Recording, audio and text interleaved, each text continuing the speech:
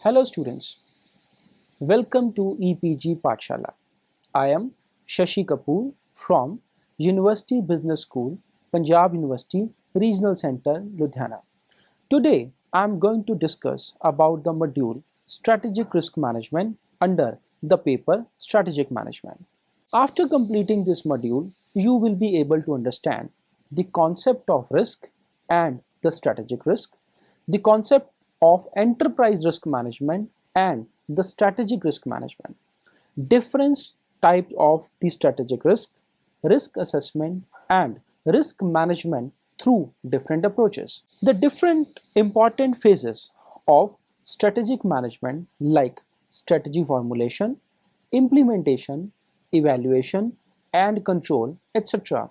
involve a time horizon and are based on number of assumptions related to different aspects like market, finance, economy and so on. Over a period of time, there are changes in the physical environment, especially in the country of investment, the economic activities of the industry, the marketplace, and the financial arena, which leads to the risk of the success of strategy and achievement of overall objective of the organization. That's why the identification, measurement, and management of such risk is very important to the success of the organization. So, before studying the strategic risk management, let us discuss first of all the concept of the risk. The term risk owes to its origin to the classical Greek word rizikon, meaning root. The concept of risk is based on the degree of uncertainty. An event has many parameters associated with it. Depending upon their nature, some may be spatial and others may be temporal. When all the parameters are fixed, then the occurrence becomes a certainty. When some of those parameters are not clearly defined and the probability of their occurrence is not measurable, then event becomes uncertain. Between the two extremes of certainty and uncertainty lies the risk. Greater the uncertainty involved, larger the risk associated will be. It is the probability of occurrence of a hazardous event that adversely impacts a company. It is a potential harm that is likely to accrue due to any future event. The probability for which can be measured. Risk usually entails a negative impact. The degree of this impact can be measured in terms of the cost of assets, loss of revenue, loss of human life, or the loss of reputation to an organization, etc. The potential harm may arise from a future occurrence of an event that may lead to exorbitant increase in the cost or by failure to achieve an expected benefit. Risk can be of different types depending upon its source, impact, and incidences. Some risk will not be a threat to the overall health of a company or its ability to achieve its objective. For example, a temporary data center outage can result in a short-term problem, but once resolved, the organization will be back on its track. Similarly, there can be some significant risk event resulting in the irreparable loss that can not only impair the organization's ability to meet its objective but are also threat to the survival of the organization as well. So, the risks are simply the future problems that need to be avoided or mitigated. The enterprise risk management. Certainly, risk management in the organizations is not new. Different functional managers look at risk differently. HR looks at human capital risk, for example, risk of retaining talent, minimizing turnover, etc. Internal audit looks only at its set of risk, Financial manager looks at only financial risk, and operational managers look at risk involved his area only. Status was the same until past few decades or so, when it was realized that all such risks are interconnected with each other. It was the early 2000s when, in the wake of high profile corporate failures, the concept of enterprise risk management emerged. It attempts to manage enterprise wide risk in an integrated fashion. In September 2004, the Committee of Sponsoring Organizations of Tradeway Commission, which is recognized for providing guidance on critical aspects of organizational governance, business ethics, internal control, enterprise risk management, fraud, and financial reporting, issued guidelines that defined the enterprise risk management. According to COSO, ERM is a process affected by the board of directors, management, and other personnels involved in strategy setting and across the enterprise, designated to identify potential events that may affect the entity and manage risk to be within the risk appetite, to provide reasonable assurance regarding the achievement of objectives of the entity. The publication of this definition of ERM was a milestone. Yet today, companies still struggle with how to implement an effective ERM system. That may be because holistic performance management is still evolving and many companies lack a culture or mechanism for managing cross enterprise issues. Three key components of COSO's ERM definition relate to strategy and strategy implementation. A. ERM is directly related to strategy setting. For effective ERM, it must be embedded in strategy formulation and execution. B. ERM is designated to identify events that may affect the effectiveness of its strategy. C. ERM is to provide a reasonable assurance for achieving organization's strategic objective. So it becomes very clear that strategy and ERM needs to be aligned and integrated.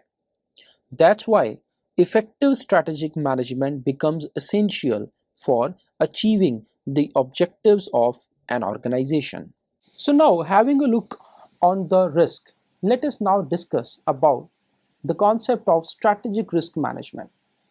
Increase in the significant risk exposures have given rise to a focus on the strategic risk and the strategic risk management. Strategic risks are those risks that are most consequential to the organization's ability to execute its strategies and achieving its business objectives. These are the risk exposures that can ultimately affect the shareholder values or the viability of the organization. Strategic risk management is organization's response to the strategic risk.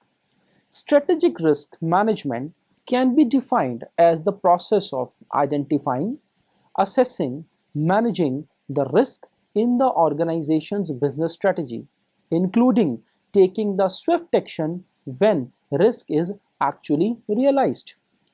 Strategic risk management is focused on those most consequential and significant risk to shareholder values and requires the time and attention of the management and the board of directors of the company. It involves understanding the strategy clearly, all the risk involved in adopting and executing those strategies. It involves evaluation how a wide range of possible events and scenarios will be affecting the formulation and execution of strategy and the ultimate impact on company's value. It requires the organization to identify tolerable level of risk as a guide for strategic decision making. It is a continuous process that should be embedded in strategy formulation and execution. Effective strategic management is built around a clear understanding of how much risk the organization is prepared to take in order to meet its strategic objectives, and a timely and reliable evaluation of how much risk is actually taking. Thus, board of directors need to improve their focus on risk by integrating the risk management into their routine strategic evaluation. The success of strategic risk management depends upon that how well the strategic planning and risk management is integrated and coordinated, and how well the performance measures are aligned with the risk management. Types of risk. In order to design an efficient structure for the risk management and to help in allocating the responsibility for managing different types of risk need to be appropriately categorized. One simple method can be to categorize the different types of risk on the basis of functional activities like financial risk, operational risk, or IT risk, etc. It is the responsibility of the board of directors to ensure effective management of risk that are fundamental to the organization's existence and prosperity and are having impact over day-to-day activities of the organization also. Keeping in mind the said objective, different risks can be categorized as follows. So here's a list of the different types of the strategic risk. It can be number one, the country risk, human component risk, the financial risk, the industry risk, market risk, transaction risk, stagnation risk, unique competitor risk, brand risk, risk related to a project, and it can be operational risk. Country risk. It can be an area of concern when business is being started in a foreign country. It can be either in government's control over raw material, licensing, or some other key business issues. It can also be caused due to changes by political influence rather than company's influence. For example, nationalization was adopted by many socialistic governments at some point of time and then was reversed due to exigencies in the market economy. Next category is human component risk. Many changes have been observed in the labor and management relationship since industrial revolution. The birth of trade unionism and collective bargaining as a source of strength for labor has brought sea changes in the labor management thoughts. The application of turnaround strategies, restructuring, downsizing, business process re-engineering, etc., have faced many risks in terms of human component such as safety nets for retiring employees, retaining existing employees to help them gaining the new skills, etc. The financial risk. Inflow of the capital in form of foreign direct investment may face the political risk at the strategic level. Policies favoring FDI may have toil against the policies favoring nationalization or strict government control. Inflow of capital through foreign institutional investors may face different risks caused by changes in the interest rate, political and national exigencies. For example, the different interest rates in the different countries has introduced a risk that FIIs pull out funds from a country or enter another country in a big way, leading to a volatility in the interest rates and their differentials. A thin margin of profit may lead to the movement of FIIs from one country to another. Industry risk. This risk arises when a company itself faces extinction suddenly due to unavoidable reasons. Every industry is known having a life cycle comprising different stages like introduction, growth, maturity, and decline. Sometimes a company may have a fractured life and may face a sudden death. Mass customization has become the reality, and industry has to face up the situation. Threats caused by the internal rivalry among existing companies have also added to the complexity of an industry. Market risks. Market volatility has always been a reason for deviation from the desired course. Markets are no longer protected and have resulted in diverse business risk of demand supply imbalances, unexpected technological changes, and new exigencies in the corporate governance. The price mechanism has also changed. The belief that price takes care of all the factors of production is no longer correct because inefficiencies of any factor cannot be passed to the consumer. Customer behavior has become an important component of the value chain that needs to be carefully coordinated and thus adds to the risk. Transition risk. This risk may arise due to sudden technological obsolescence. This type of risk is more common in information technology field when new products based on latest technology are introduced very frequently. The life of a technology which is normally a decade or so suddenly finds itself out of the market. Stagnation risk. The stagnation risk may be caused by sudden fall in the demand for products of a company due to recession or other reasons. This type of risk is more harmful for companies holding large inventories of raw material and components. For example, when an automobile company is affected by stagnation, the business of different manufacturers supplying components will also suffer. The next is unique competitor risk. This risk may arise due to sudden entrance of an unexpected competitor. This risk is a culmination of the big resource, high technology, and managerial skill that the new competitor possessed. For example, entry of big corporate houses like Reliance, Bharti, and Birla Groups, etc., in the retail trade has posed a risk for small shopkeepers and street vendors. Brand risk. Every company builds its market share on the basis of its brand equity and brand loyalty. If due to any reason such brand loses its sheen, suddenly the brand risk emerges and company may face virtual extinction from the market.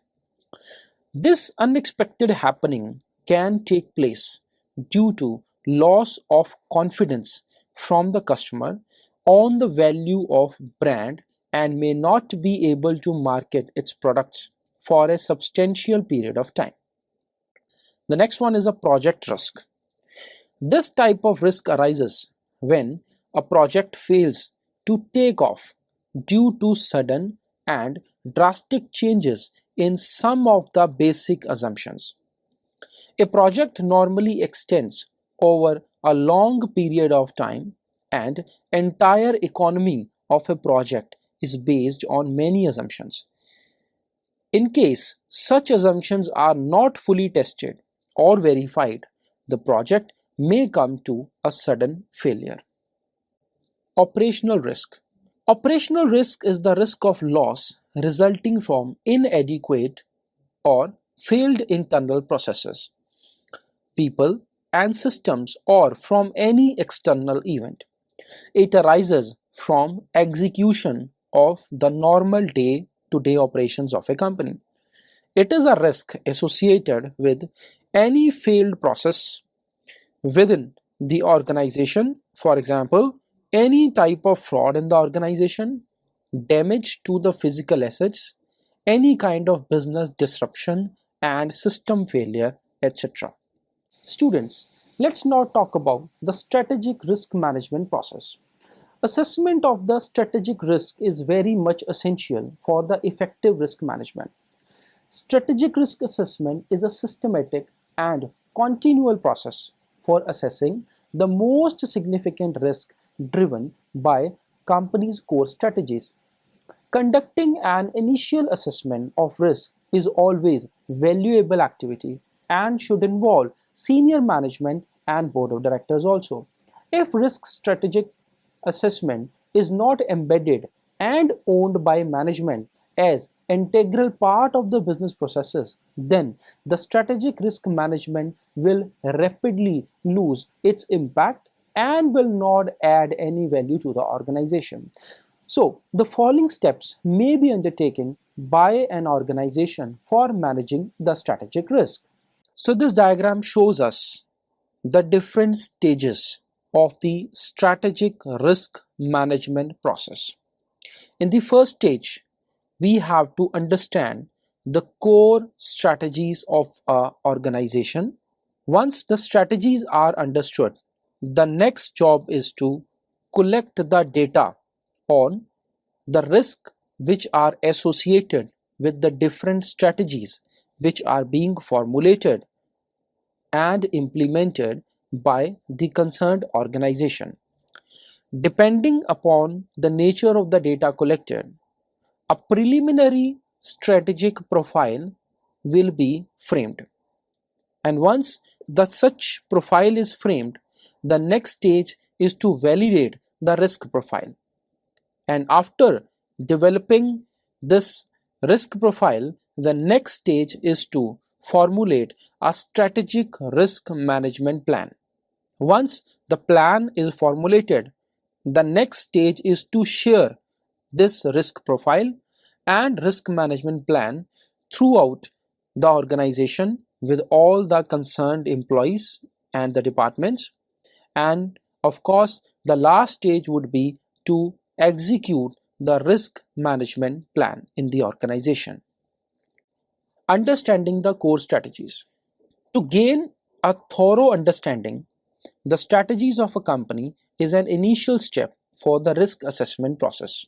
Some organizations may have well developed strategic plans and objectives, while others may be much more informal in their articulation and documentation of strategy. In either case, the assessment must develop an overview of the organization's key strategies and business objectives. This step is critical because without these key data to focus around, company will not be able to prioritize the risk. It helps in establishing a foundation for integrating risk management with the business strategy. Collecting data on strategic risk. After having a deep understanding of the strategies, next step is to collect the information and data related to the strategic risk. Said information can be collected by conducting surveys and interviews of key executives, internal and external auditors, and other people whose views can be significant to the types of risk involved, such as compliance or safety. Views of these key individuals regarding potential emerging risk can also be considered. Preparing the preliminary strategic profile. After analyzing the information collected in the previous step, the next stage is to draft a preliminary profile for strategic risk of the organization. The extent of information to be disclosed in the profile will be depending upon the need of an organization. For some organizations, simple lists are adequate, while others may want more details as part of the profile. At a minimum, the profile should clearly communicate a concise list of the top risks and their potential severity or ranking. Color-coded reports or heat maps may be useful to ensure clarity of communication of this critical information. Validating the strategic risk profile. The preliminary risk profile must be validated, refined, and finalized, depending upon how the data gathering was accomplished. This step could involve validation with all or a portion of the key executives and directors. It is critical, however, to gain sufficient validation to prevent major disagreements on the final risk profile. The next stage is developing strategic risk management plan. Once the risk profile is finalized, the next phase is to develop a strategic risk management plan depending upon the risk profile. While significant efforts can go into an initial risk assessment and strategic risk profile, the real product of this effort should be an action plan to enhance risk monitoring or management actions related to the strategic risks identified. The ultimate value of this process is helping and enhancing the organization's ability to manage and monitor its top risks. Communicating the strategic risk profile and risk management action plan. The next important phase of the activity is to communicate the risk profile and the risk management plan throughout the organization.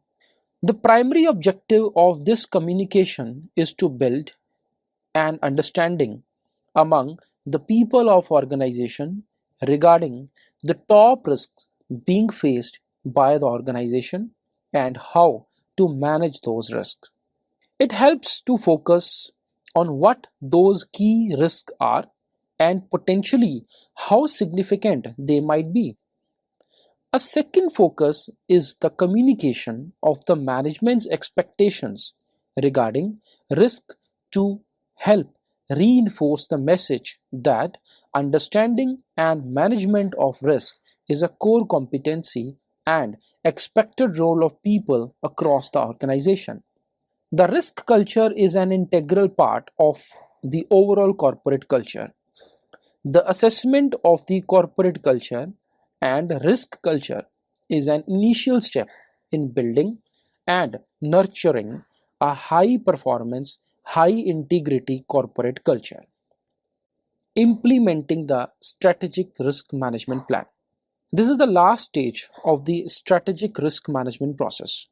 The real value resulting from the risk assessment process comes from the implementation of an action plan for managing and monitoring risk. These steps define a basic high-level process and allow for a significant amount of tailoring and customization to reflect the maturity and capabilities of the organization. Strategic risk assessment is an ongoing process, not just a one-time event.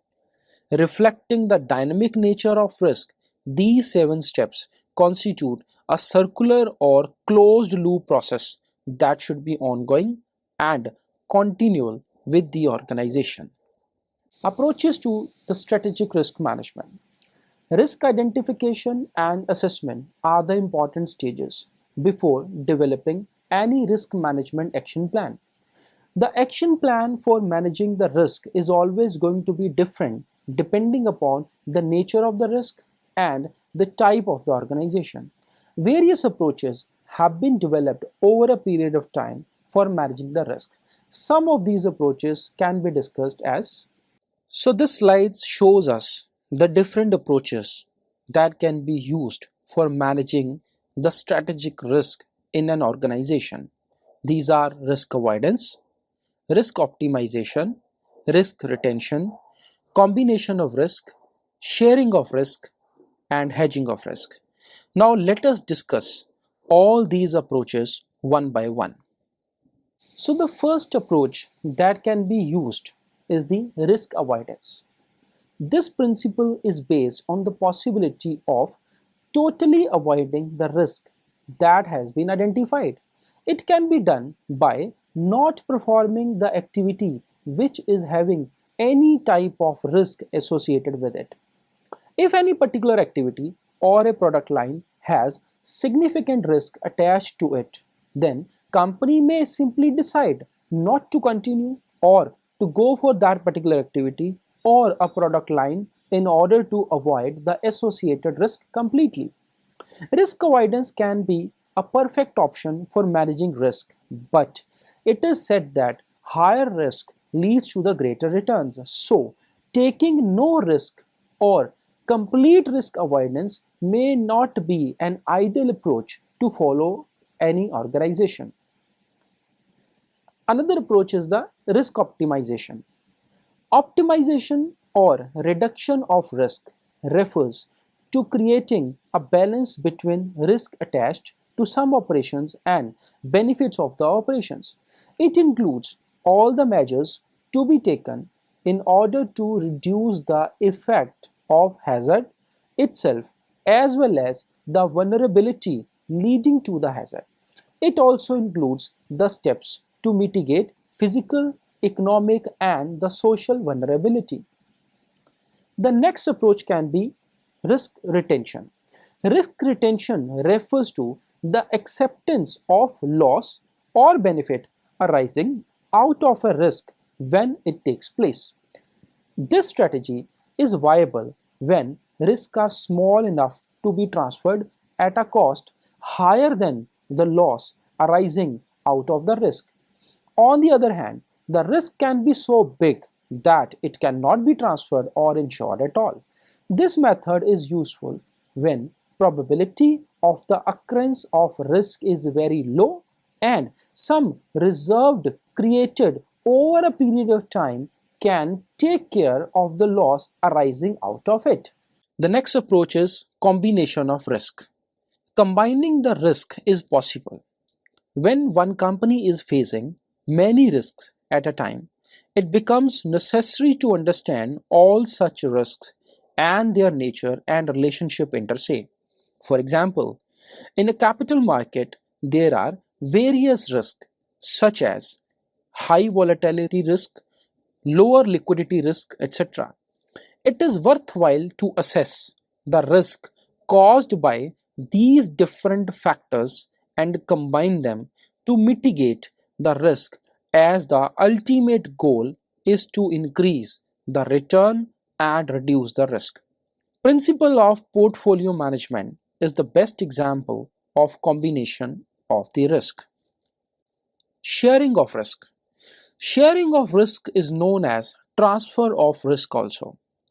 This principle refers to sharing of risk to some other party who has developed expertise in such risk. That party may be an insurance company or any other party who is an expert in handling the risk. In such case, company will have to pay compensation to the other party for sharing the risk. Sharing of risk can also be done through a risk retention pool. The last approach of managing risk can be hedging of the risk. Risk arising from the fluctuations in prices or foreign exchange rates may be covered by hedging them using the financial derivatives. Company can enter into forward contracts with some financial institutions to hedge the risk of the said fluctuations. There are various special contracts like forward contracts, futures, swaps, options, and insurance policies are available to hedge such kind of risks. Okay friends, let us summarize the module now. One has to map the certainty and uncertainty in order to determine the degree of risk involved in the operation. When all the parameters are clearly known and are fixed, then there is a complete certainty and no risk involved. Strategic risk arises from the fundamental decisions that management takes concerning the strategic objectives of a particular organization. It is the risk of failing to achieve those objectives. Strategic risk management is company's response to such risk. It involves the identification, assessment, and management of the risk in order to ensure the accomplishment of these strategic objectives. Different type of approaches have been developed to manage the strategic risk. Responsibility for managing the strategic risk lies on the board of directors. In order to manage the risk effectively, board needs to understand the major strategic risk involved and the major problems that could occur within the operations due to associated risk. Risk and initiatives cannot be separated from business decision making. However, directors can ensure that a wide view is taken of risk management to restrict or limit the trouble that a risk can cause to the operations of an organization. Thank you.